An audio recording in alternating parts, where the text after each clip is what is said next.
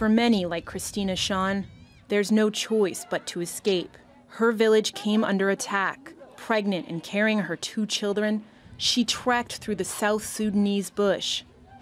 At the time this thing happened, I began to run with my daughter. This one in my back. Christine gave birth along the way. She has no idea what's happened to her husband. If he's there or not, I don't know. Maybe they kill him because those people, they gun many people there. Christine is not alone. She is one of the 800,000 South Sudanese refugees living in Uganda. The UN says this is the world's fastest growing refugee crisis.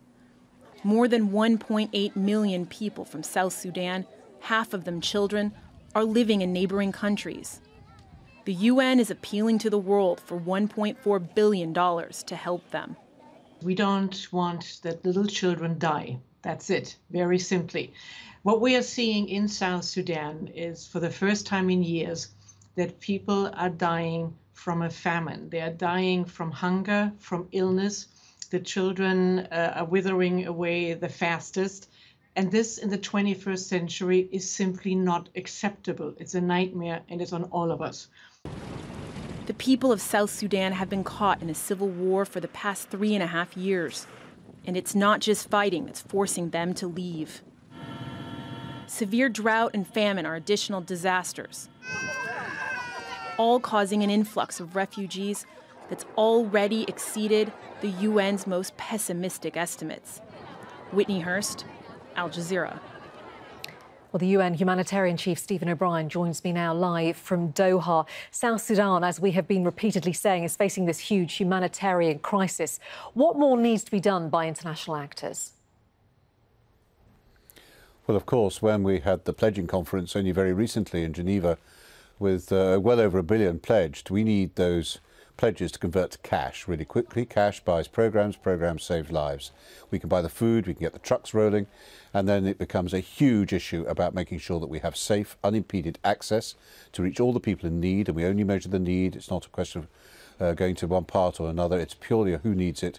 And in South Sudan, as that very good report has highlighted, we already have 2 areas which are declared famine, but we are working very hard and already having real results with the resources that have been made available through the generous funds of donors to keep people out of famine. But things are deteriorating rapidly, and of course what's driving it is the fact of the insecurity through man-made conflict, protracted, unresolved conflict and crisis, which is causing people to have to wade through marshy swamps in South Sudan and are in grave peril.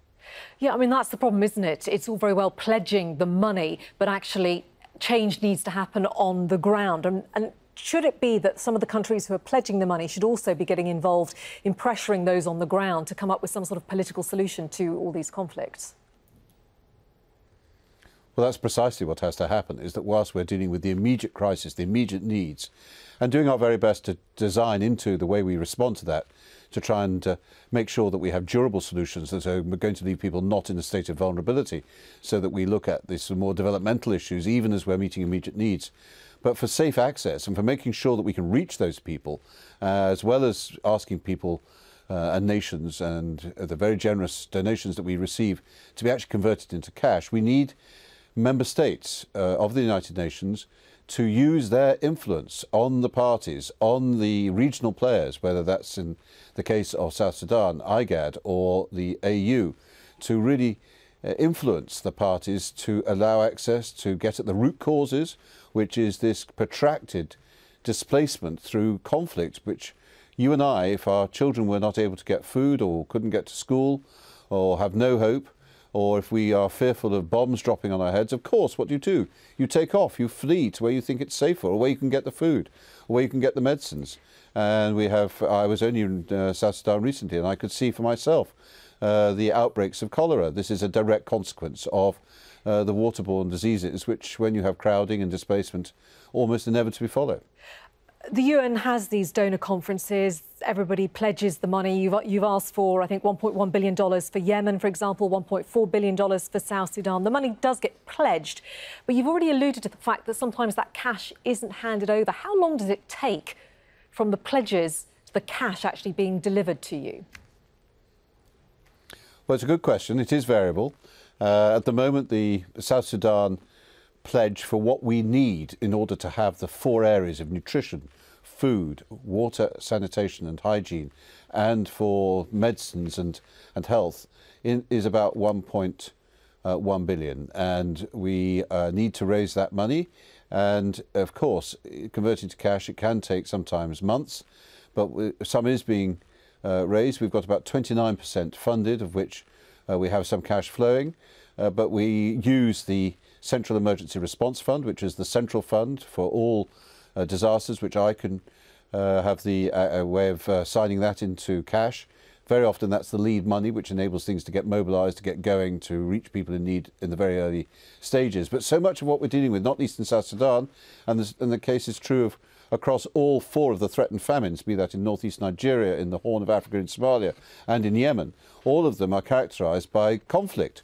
And whilst they may be exacerbated by drought, or the drought may be exacerbated by conflict, we need the access as well as the cash.